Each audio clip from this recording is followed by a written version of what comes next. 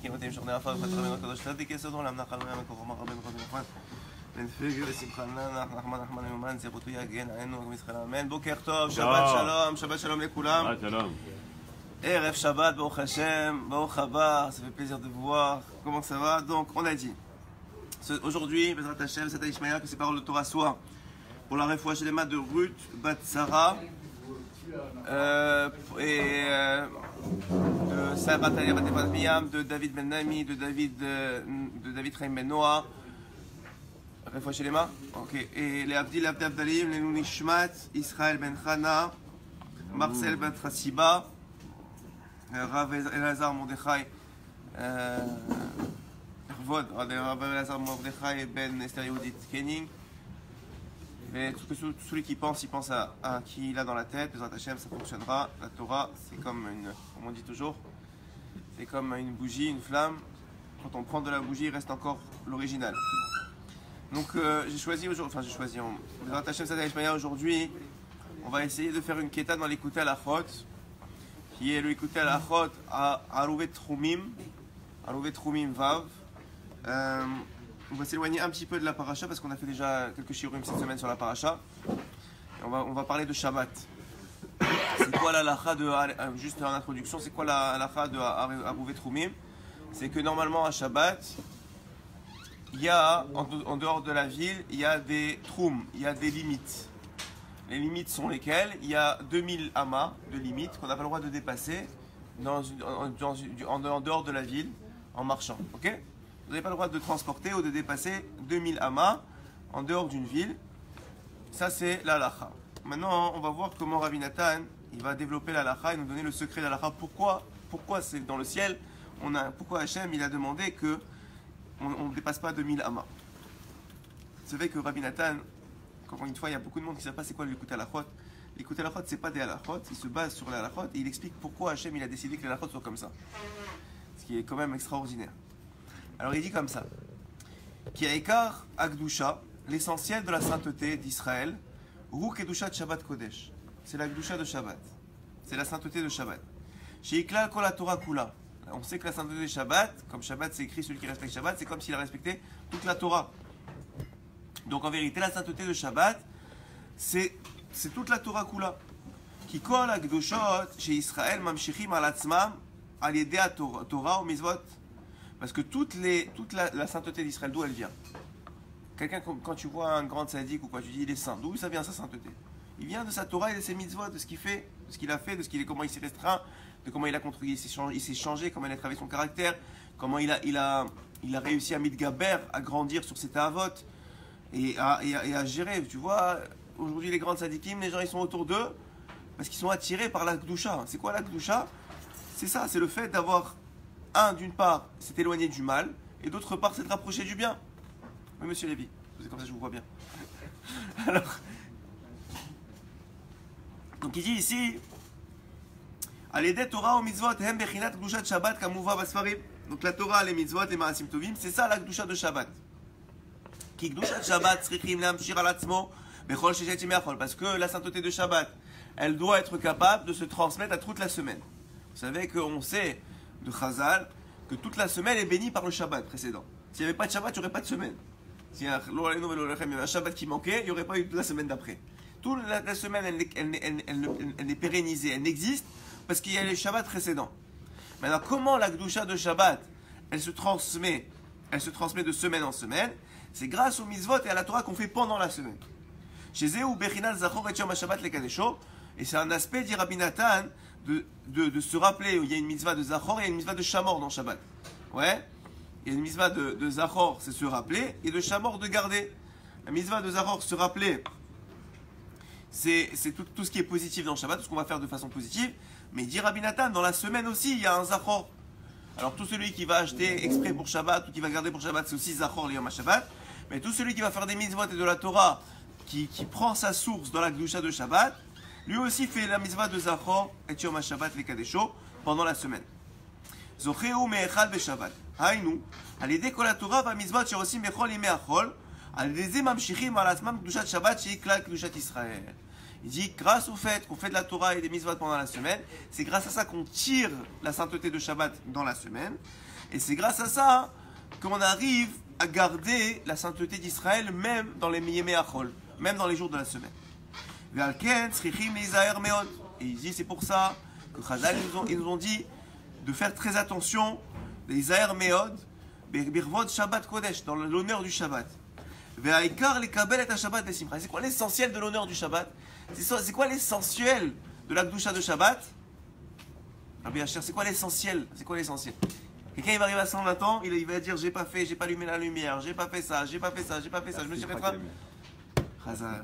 Il dit l'essentiel de la Kedusha de Shabbat, même si tu respectes tout le Shabbat, l'essentiel quand 120 ans on va te dire tu as fait bien Shabbat ou pas, c'est est-ce que tu as Ezaïr, tu as fait attention d'être Sameach à Shabbat, d'être heureux à Shabbat. L'essentiel de la Kedusha de Shabbat, c'est d'être heureux à Shabbat. Ve'aikar, ça veut pas dire que bien sûr, évidemment, que toutes les lois elles sont applicables et qu'il faut les respecter. Mais quelqu'un qui fait toutes les lois sans la simcha, il a raté l'essentiel de Shabbat.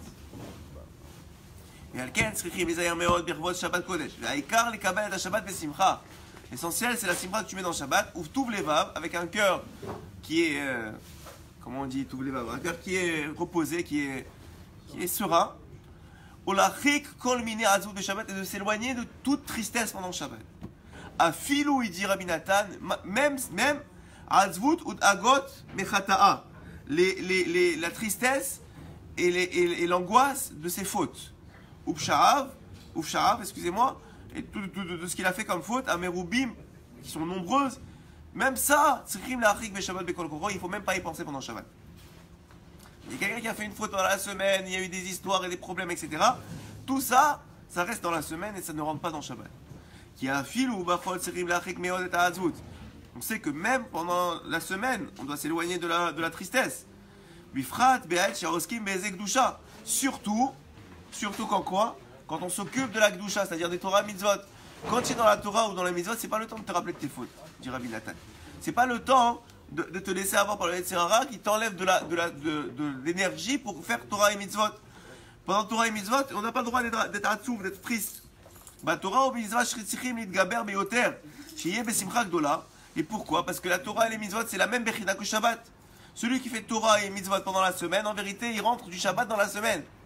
Et donc il dit ici, Torah ou Mitzvot, shritzrichim litgaber beyoter, shiye besimcha gdola. Il doit se battre continuellement pour être dans une grande simcha, et ne pas laisser rentrer dans son cœur quoi que ce soit comme inquiétude. Une seconde, comme inquiétude. Rak les samer et atzmo, seulement se réjouir, bimat, tov, sheyeshbo. Comment il se réjouit? On va voir comment il se réjouit. Alors, vous allez me poser la même question, mais les fautes, elles sont là, il faut s'en occuper. Quelqu'un qui fait des fautes à répétition, il doit changer, il doit évoluer. Comment il fait? Dit Rabbi Nathan, au nom de Rabbi Nachman de Breslev, il dit qu'un homme, pendant la semaine, pas pendant Shabbat, mais pendant la semaine, il doit avoir un temps de réflexion. Un temps de réflexion fixe. Comme on dit, comme on va te demander, oh là Maba, est-ce que tu as fixé un temps d'étude? Ah ben non, il te dit, il faut que tu fixes un temps de réflexion sur toi-même. Qu'est-ce que ça veut dire un temps de réflexion?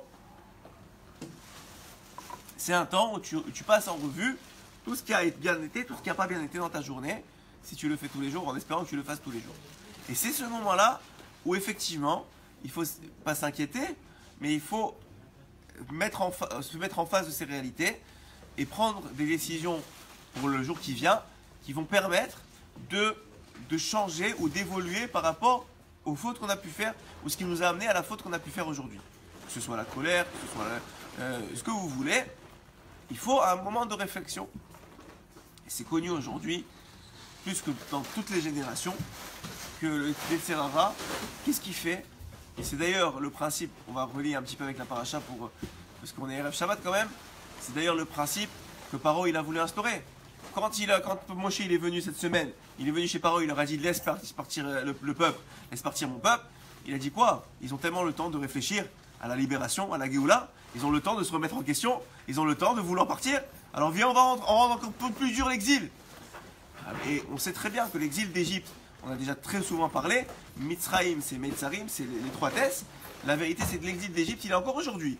C'est quoi? C'est l'étroitesse de l'esprit qui est créée, comme on l'a développé dans un chiot, qui est créé par les dagot, par le quotidien, par les responsabilités, les enfants, la femme, le travail. Une question? Dis-moi. C'est la continuité de ton explication. Elena qui nous pose une question qui dit donc dans les moments difficiles, même si on prépare Shabbat avec joie et qu'on a envie de pleurer pour les difficultés de la vie, Oui. comment on fait? On va voir. C'est la deuxième partie du show. Très bien. Alors c'est une très bonne question. Comment on fait pour être sa mère alors qu'il y a des difficultés? Premièrement, c'est pas seulement Shabbat, on a dit, c'est même quand on fait Torah ou Mitzvot pendant la semaine, qui est une Bechina de Kedushat Shabbat. Que ce soit à ces moments-là, ou que ce soit au moment de Shabbat, j'ai envie de dire il est interdit, mais on ne peut pas interdire des sentiments. Mais il est très déconseillé d'être triste. Très très déconseillé d'être triste.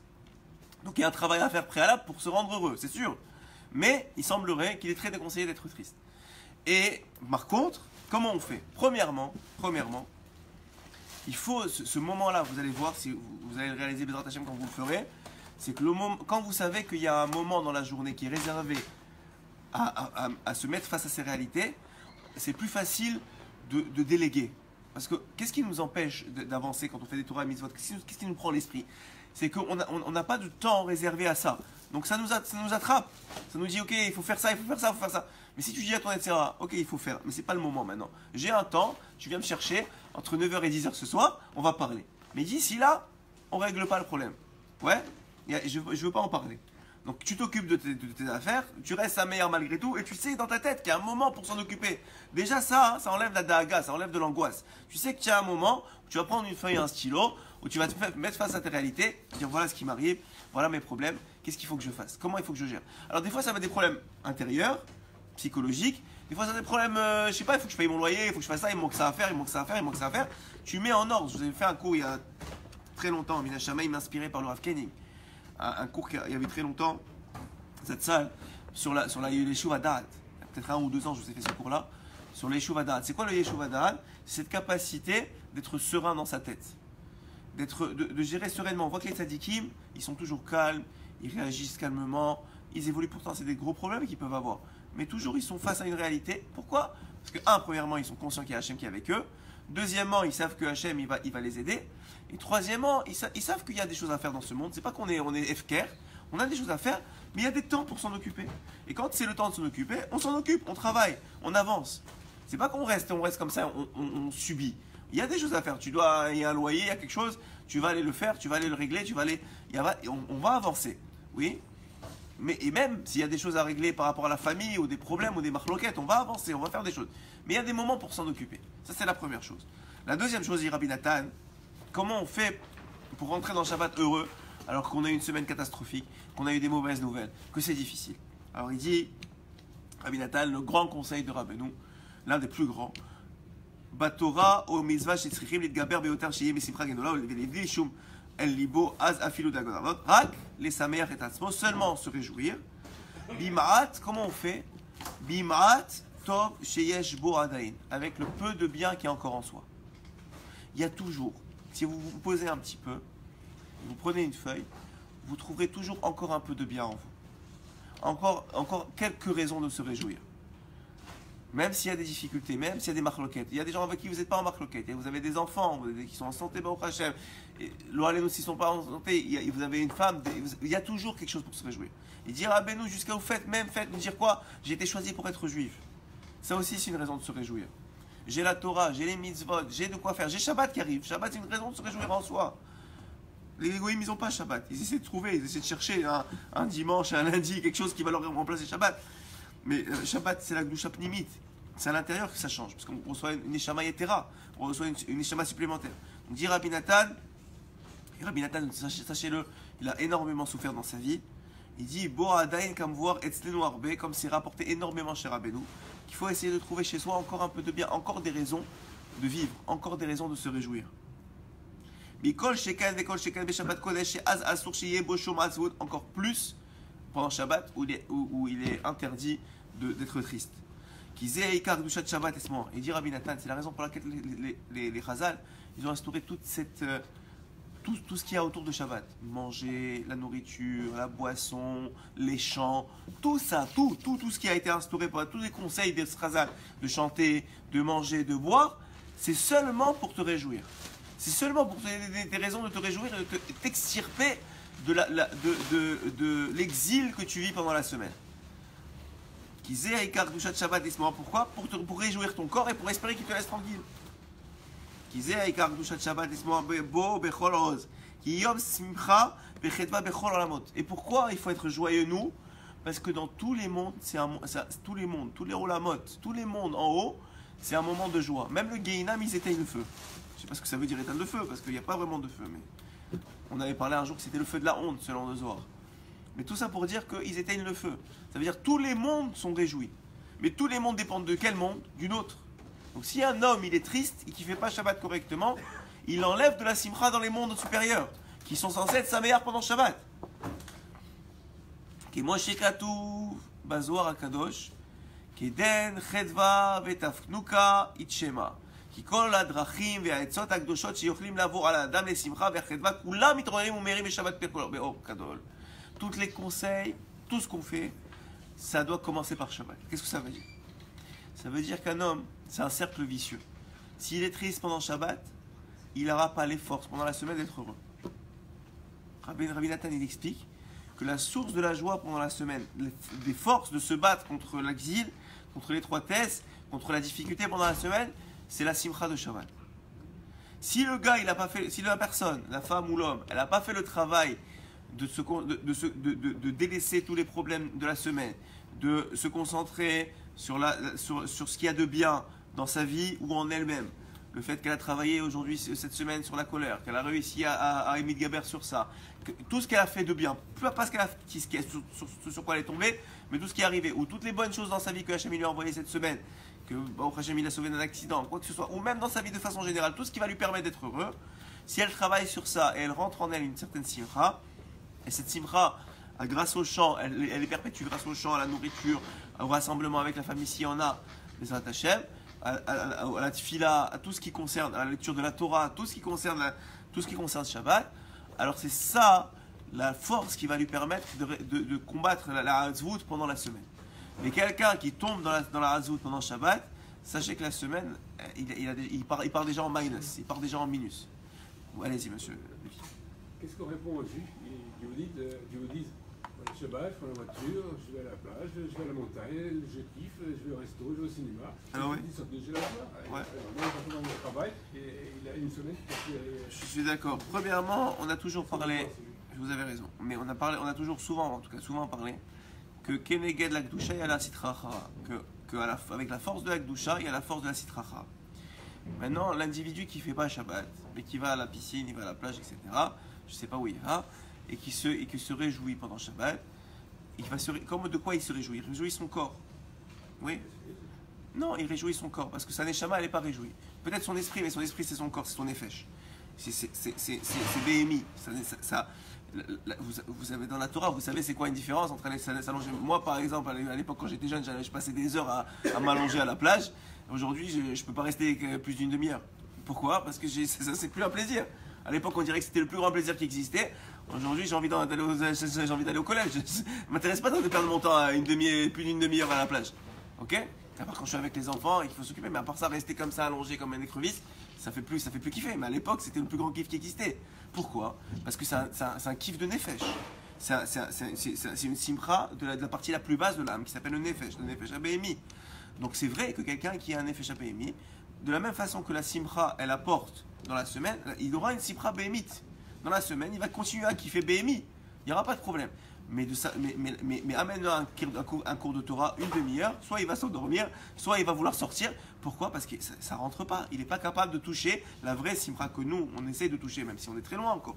Mais qu'on essaie de toucher, qui s'appelle la simcha nafshit, qui s'appelle la simcha de la neshama. Ce qu'on parle ici, c'est une simcha qui est beaucoup plus élevée que de manger un hamburger ou d'aller se mettre en écrevisse à la plage. C'est vrai que les gens ils croient qu'ils sont sa meilleure. Et c'est vrai que c'est une certaine simcha. Parce que quelqu'un qui, je sais pas moi, quelqu'un qui fait du sport, ouais, il a la dopamine qui sort, il a une certaine simcha. Et même Dafka, celui qui fait pas de sport et qui est même dans la Torah, des fois il est azov parce qu'il a besoin que son corps y tienne.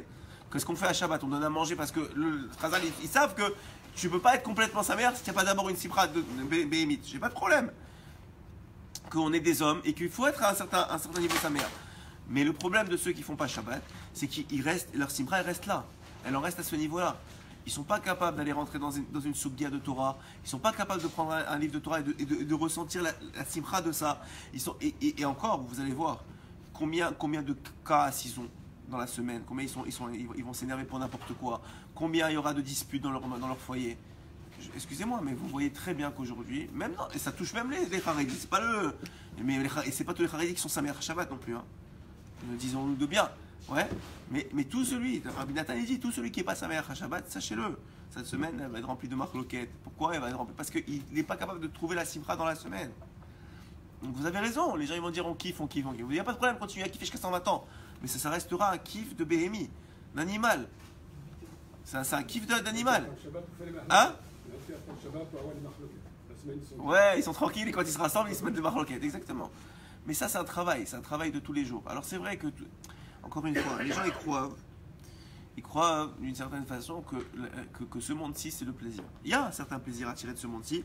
Chazal, ils nous même permis plusieurs fois. Séoudat Purim, toutes les Séoudot, pendant toutes les fêtes, on associe toujours, mais sans l'éternité de la Torah, sans l'éternité du Shabbat, sans l'éternité des Tzadikim, sans l'éternité de se sentir connecté à Hachem, qu'est-ce qui reste? Il y a une simcha, mais tant que tu ne connais pas, c'est comme tu n'as jamais mangé de viande et on t'a donné toujours des légumes, tu trouves toujours que c'est bon les légumes, c'est génial, en réalité c'est très bon, même pour le corps. C'est pas un mauvais exemple, mais celui qui commence à manger des mets extraordinaires, après au bout d'un moment, il dit ok, ça c'est une sipra béhémite. Vous imaginez pas, ça veut dire quoi une sipra? Quand tu rentres dans un écouté à la chôte ou dans un écouté moran, au début tu comprends pas, et tu avances, et tu essaies de chercher les sources, etc. Et tu comprends, et ton esprit s'élargit, et tu avances. Mais quelle sipra? Tu te sens connecté avec Hachem. Quand tu avances dans une Gemara, et tu avances, et tu vois que ça avance, et tu as fini une Gemara, et tu peux faire Siyum HaSechet. Et tu as l'impression que tu as une Gemara pour l'éternité avec toi. C'est une cifra énorme. C'est bon pour ceux qui sont dedans, ceux qui sont extérieurs. Ceux qui sont extérieurs, ils sont extérieurs. Je suis d'accord. Ceux qui sont extérieurs, qu'on en a parlé. Ils sont contents. Alors oui, c'est sûr. C'est ça que je vous ai dit. C'est vrai que parce qu'ils sont pas conscients. C'est comme quelqu'un qui n'a pas de shalom bayit. Il dit c'est comme ça la vie, c'est comme ça. Ma femme elle est difficile, Ouais. Mais quelqu'un qui a du shalom bayit ou quelqu'un qui a des enfants, son enfant il le respecte pas. Il dit c'est comme ça, ils sont tous comme ça. Mais c'est pas tous comme ça. Il y a des gens, des enfants qui respectent, il y a des enfants qui écoutent. Pourquoi? Parce que ça va avec. Mais le gars il sait pas ce que c'est. Alors il dit bon c'est comme ça la vie. Mais c'est dommage parce qu'un juif il doit savoir ce que c'est. Alors soit comme on a dit, soit il a le mérite de ses grands-parents, il va revenir un jour. Mais de toute façon tout le monde va revenir un jour. Mais sauf en attendant, qu'est-ce qu'il faut? Qu'est-ce que avoir plus d'immeubles, plus d'appartements? Ça apporte une cipra, ça apporte plus de problèmes. Alors, j'ai pas dit, chacun il fait. Si, c'est juste qu'il faut une certaine doucha, il faut quelque chose d'éternel. Alors, je suis d'accord, qu'est-ce que vous voulez leur répondre? Il n'y a rien à leur répondre. Et ils vont te dire, moi je kiffe. Je dis, bah, continue à kiffer. Parce que c'est comme si tu dis à un aveugle, c'est quoi du bleu? Et tu ne peux pas savoir. Et le pire, c'est pas ça, c'est que tu lui dis Shabbat c'est extraordinaire. On a dit souvent ça aussi. Tu lui dis Shabbat c'est extraordinaire. Il dit, ok, vas-y, je vais commencer à faire Shabbat. Et il commence une catastrophe. C'est une catastrophe parce que pourquoi? Parce que le Nefesh HaBehemi, il souffre. Il souffre qu'il n'y a pas la plage, qu'il n'y a pas la... Bon, la plage c'est un exemple, qu'il n'y a pas la voiture, qu'il n'y a pas les restaurants. Il souffre de ça. Il n'a pas la télé, celui qui est accroché à la télé. C'est comme quelqu'un que tu désintoxes. Au début, c'est difficile. Ça, c'est un miracle de faire tchouva. Quelqu'un qui tient bon dans la tchouva, c'est un miracle. Ça prend des forces qui ne sont pas normalement chez l'homme. Donc il dit, Shizé Aikar Akdusha, Shebamshechi Mishabat al Sheshet Yemeachol, Dehainu Simchat HaMitzvah Shehu Aikar. Donc il dit c'est ça que la simcha que tu vas travailler pendant Shabbat, c'est elle qui va te permettre d'être sa meilleure dans la mitzvah, pas dans le chol, dans la mitzvah de la semaine que tu fais pendant la semaine. Qui a écart, shlemut la mitzvah valiyat ou aliyé des simcha. Parce que l'essentiel de la montée de la mitzvah, quand tu fais une mitzvah, ce qui l'a fait monter vers Hachem, ce qui l'embellit, ce qui la parfume, ce qui lui donne une bonne odeur, c'est quoi? C'est la simcha que tu as mis dedans. C'est quand tu es heureux quand tu l'as fait. Et celui qui est l'essentiel de la simcha, il vient de Shabbat. Qui ita bedivre admor akadosh, c'est comme c'est écrit par le Rabbeinu Akadosh, kama etzot udrachim. Combien il a donné de conseils justement pour être sa mère, il dit même pas sa mère et nafsho, pour rendre heureuse son âme, son nefesh. Mais nefesh c'est pas nefesh habehim, déjà il y a un autre nefesh que le nefesh habehim. Tamid she'aliyedeze yishaer alamdo velo yipol leolam chas v'shalom, pour qu'il tienne toujours et il tombe pas. Chez Zéo Ekara kol kayodouar, c'est l'essentiel de tout. Alors voilà, maintenant il va demander, on va répondre à la question vraiment. Maintenant il va dire comment on fait. Alors il va dévoiler pourquoi dans la halakha c'est écrit qu'il ne faut pas dépasser 2000 amas. Il va dire que les 2000 amas, c'est la protection de la Gdusha de Shabbat. Parce que quelqu'un qui dépasse les 2000 amas, il transgresse Shabbat. Hein? Combien? Qu'est-ce qu'il a dit? Ouais, à peu près 2 km, je crois. À peu près 2 km. Alors, en tout cas, c'est 2000 amas. Parce que c'est marloquette sur combien c'est une ama, on va dire 2 km à peu près.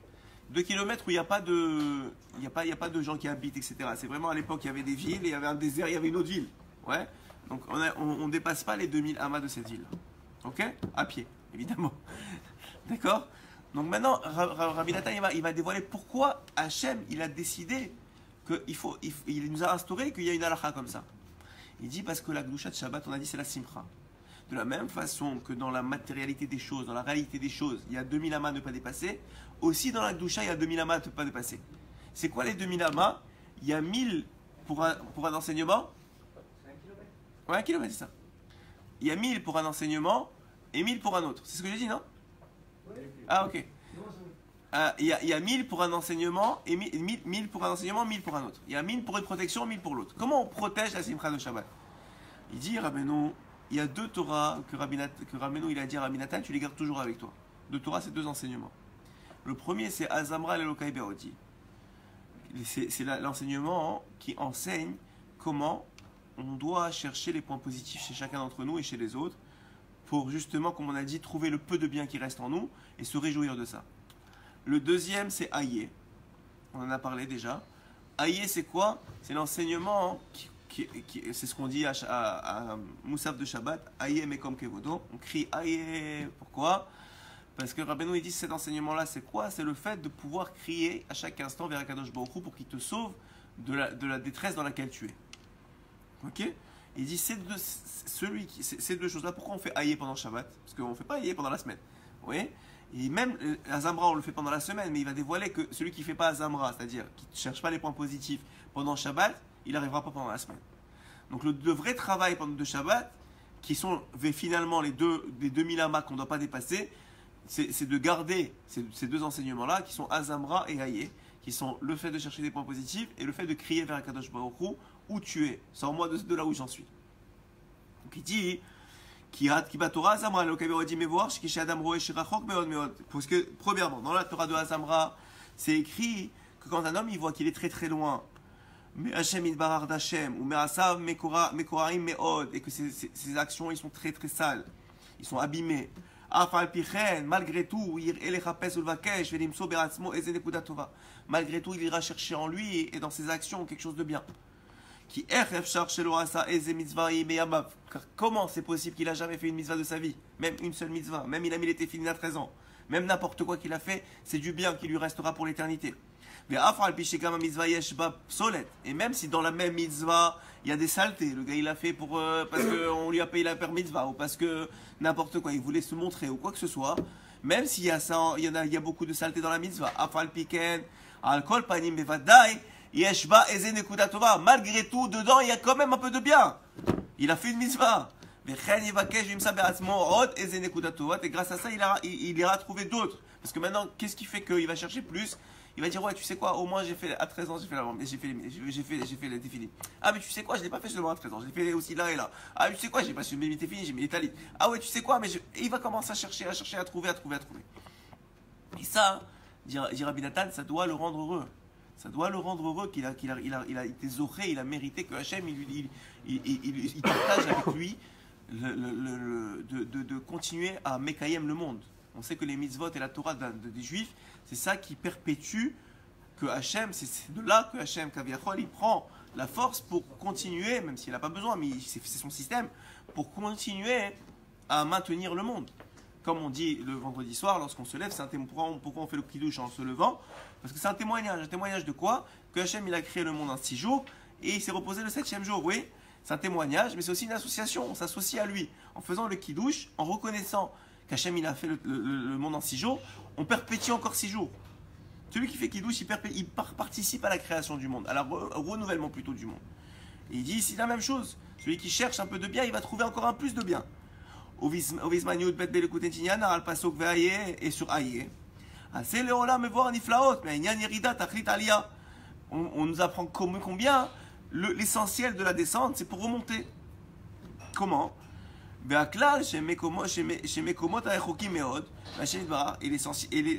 règle générale, c'est qu'il y a des gens qui sont très très loin d'Hachem.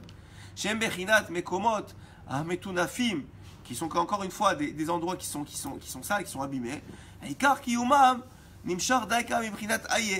Pourquoi ils continuent à vivre? Et Hachem, il ne les détruit pas. Parce qu'ils ont cette capacité de dire aïe, où tu es, Hachem. Mais comme Kevod, où est ton Kavod? Où tu es? Chez Ubechinat Bereshit Ma'amar Satum. Et ce pouvoir-là, vous savez que dans la Torah, dans Bereshit, il y a 10 paroles. Donc le monde, il a été créé en 10 paroles. Il y a 9 Vayomer. Oui, il y a 9 fois écrit Vayomer. Et le 10e, 10 Chazal, le Zohar le dévoile le Rabbi Shimon le dévoile dans le Zohar, où là-bas c'est écrit que le 10e c'est Bereshit. Bereshit, c'est le Ma'amar Satum, on appelle ça. Le Zohar dit c'est le Ma'amar Satum, c'est la parole cachée. C'est quoi la parole cachée? C'est qu'il a dit, Hachem il a dit quelque chose, mais c'est pas écrit Vayomer. Pourquoi? Parce que il a dit sans le dire. C'est une sorte de, c'est un dibour qui est caché, une parole qui est cachée et qui fait finalement le lien entre avant la création du monde et après la création du monde. Parce que Bereshit c'est la première parole qui a été faite, qui a été dite. Donc ça fait le lien entre l'infini de l'avant de la création du monde et le fini de l'après de la création du monde. C'est Bereshit. Donc il dit Rabbeinu, le secret de Hayé, de quelqu'un qui est dans une difficulté et qui à ce moment-là dit Hachem, où tu es, je te vois où tu es, tu me laisses comme ça, où tu es, je veux plus. Celui qui fait ça, qui dit Hayé mekom kevodo, au moment de la difficulté, il se connecte à l'infini d'avant la création du monde. Et ce infini de l'avant de la création du monde, on avait déjà parlé une fois aussi, ça correspond à la Ahava Shebadat. C'est l'amour qu'avait Hachem avant la création, qui n'avait pas de limite. L'amour pour le peuple d'Israël. Et de ça, dira Benou, celui qui crie Hayé, c'est ça Yeshua. La raison pour laquelle il est descendu, c'est parce qu'il doit crier Hayé. La raison pour laquelle il est descendu, c'est parce qu'il doit dire Hachem, où tu es, je te vois pas. Et tout le monde est à un certain niveau à descendre. Et Dafka pendant Shabbat. Pourquoi Dafka pendant Shabbat? Pourquoi pendant Shabbat particulièrement? Parce que le Shabbat, c'est le Mekor HaKdusha. Mais en même temps, quand on se rapproche d'Hachem, plus tu te rapproches, plus tu réalises que tu es loin. Ouais, plus à Shabbat, normalement, tu es censé t'élever en Gdusha. Mais tu te rapproches de lui. Mais tu dis, attends, mais je suis très très loin d'Hachem. Et là, tu dis, Aïe, mekom kevodo, où il est Hachem? Kihu kula kolel kulam. Umisham daika mekabelim chiyut mekomot arechukim. Et de là-bas, du Ma'amar Satum de Bereshit, on reçoit l'énergie pour les endroits très très loin. Qui aime mekabelim migodel ha'alama, bastara shel Ma'amar hazeh. Donc Rabbi Nathan ici, il dévoile premièrement que l'essentiel de respect de Shabbat, pas l'essentiel, c'est sûr que ça fait partie des halachot, c'est l'évidence, que quelqu'un qui ne fait pas d'halakha, il ne respecte pas Shabbat, mais quelqu'un qui croit qu'il respecte Shabbat parce que il est, on va dire, il fait toutes les halachot, il faut savoir qu'une fois qu'il a fait toutes les halachot, l'essentiel du kiyum Shabbat, du respect de Shabbat, c'est la simcha qu'il y met. Et qui ne se laisse pas tomber ni dans la colère, comme le Zohar il en parle des pages, que celui qui se met en colère pendant Shabbat, c'est la pire des Avera. En tout cas, il est très très dur avec ça. Donc quelqu'un qui fait attention, il fait attention d'abord à la simcha de Shabbat. Et quand il fait attention à la simcha de Shabbat, comment il fait? En trouvant deux choses. D'un côté, il fait un travail positif, qui est le premier mil ama. On va essayer l'écouter à la fois est long, il est déjà 9h, mais on va juste vous expliquer. Le premier mil ama, c'est le travail qui est positif, c'est-à-dire que c'est la mitzvah assez, de chercher du bien. Tu cherches du bien en toi, chez tes enfants, chez ta femme, autour de toi, et tu en parles, et tu les complimentes, et tu fais en sorte que tout le monde se sente bien, etc. Et même du peu, tu vois le bien, et tu fermes les yeux sur le mal, et tu vois premièrement, tu vois le bien, tu cherches le bien, et tu ressors le bien. Et en faisant ça pendant Shabbat, tu vas te remplir de simcha. Idéalement, tu vas remplir les autres de simcha, et surtout, tu vas permettre de maintenir la simcha toute la semaine. Et ce travail-là, c'est les premiers 1000 amas qui protègent la Gdusha de Shabbat. C'est sûr que la Gdusha de Shabbat en elle-même, c'est la halachot. C'est ça la Gdusha de Shabbat. Mais qu'est-ce qui protège la Gdusha de Shabbat? Qui te protège de ne pas t'énerver, de ne pas faire une critique, de ne pas blesser personne, etc., pendant Shabbat, et d'amener la simcha, etc. C'est la simcha de Shabbat. Et la simcha de Shabbat, elle est maintenue par d'abord la Nekudot Tovot.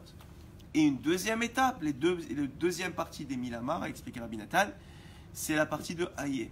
La partie de Hayé, c'est quoi? C'est la partie de comprendre que malgré que maintenant on est vraiment bien et on a trouvé tout le bien qu'il y a en nous, le travail, pour trouver du bien, malheureusement, il faut le sortir du mal. D'ailleurs, c'est aussi, Rabbi Nathan m'a expliqué, c'est aussi la raison pour laquelle dans Borer, regardez comment c'est grand. Rabbi Nathan, il a trouvé pourquoi dans Borer, on doit sortir le bien du pas bien. On n'a pas le droit de sortir le mal. Pourquoi? À cause de la Nekuda Tova. Même dans l'acte, pourquoi? Parce qu'on force le corps à s'habituer à sortir le bien du pas bien pendant Shabbat, pour que l'esprit il fasse le même travail. Pour que l'esprit il ait la réflexe aussi de faire le même travail. Donc vous voyez, nous on croit, on fait des halachot, on comprend pas ce qui se passe. Mais il nous dit Rabbi Nathan, tout est le mécor. Et tout ce qui ressort Rabbi Nathan, c'est le mécor, il est dans Rabbeinu. Il est dans les enseignements de Rabbi Nachman de Breslev. Il dit comme ça, il dit donc un homme, qu'est-ce qu'il doit faire? Il doit sortir le bien du pas bien. Mais sauf quand il sort le bien du pas bien, il reste le pas bien dans l'assiette. Ouais, ou dans sa vie, il reste le pas bien. Donc il doit pas se mettre en ratzvout, parce que maintenant le pas bien, le fait de sortir du bien du pas bien, c'est qu'il est obligé de voir le pas bien. Donc qu'est-ce qui se passe maintenant? Il dit Rabbi Nathan, quand tu vois le pas bien, c'est la deuxième partie de Milamot. C'est la deuxième partie de Milamot. C'est quoi les deuxième parties de Milamot? C'est le haïe.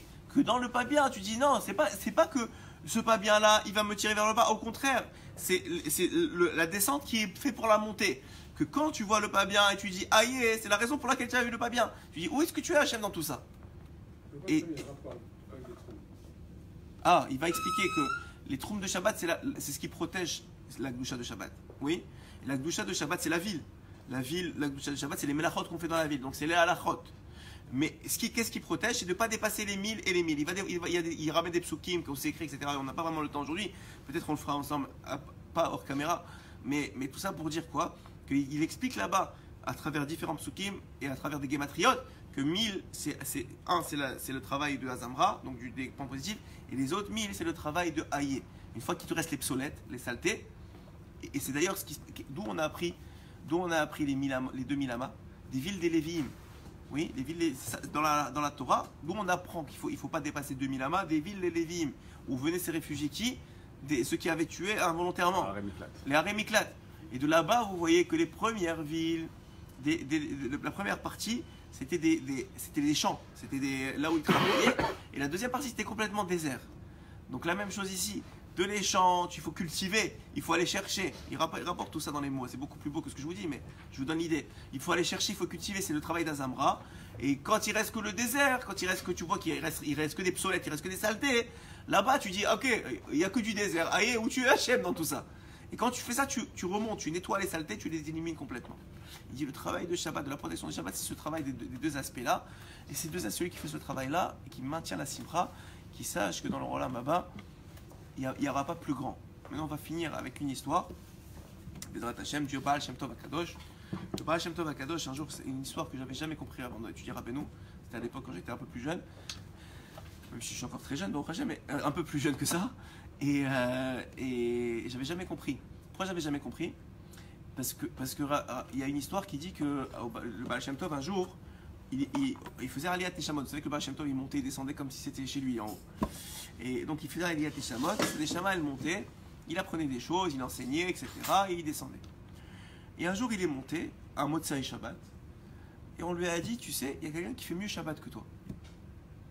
Et il dit vraiment, quelqu'un qui fait mieux Shabbat que moi?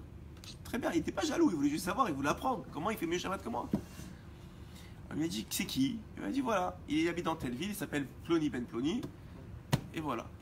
Shabbat d'après, vendredi ou jeudi soir, il prend sa calèche avec Igor comme d'habitude, là son Igor, son cocher. Le Igor il commence à taper les chevaux et il s'endort comme d'habitude et la calèche elle va toute seule. Et la calèche elle avance toute seule, il fait ça derrière, il arrive 3 minutes plus tard. Et le jeudi soir, il tape à la porte. Il demande d'abord dans la ville où est cette personne-là, il la trouve, il tape à la porte de la personne. Ce monsieur-là, il ne comprend pas d'abord premièrement parce que c'est une ville très éloignée de là où il habitait et c'est une ville où il n'y a aucun juif. Il n'y a pas un juif dans la ville. Alors on lui dit, il demande donc où est cette personne. Il la trouve, il demande l'hospitalité, est-ce que je peux passer le week-end chez vous? Il lui dit oui, bien sûr, venez avec plaisir, il n'y a pas de problème, venez, installez-vous.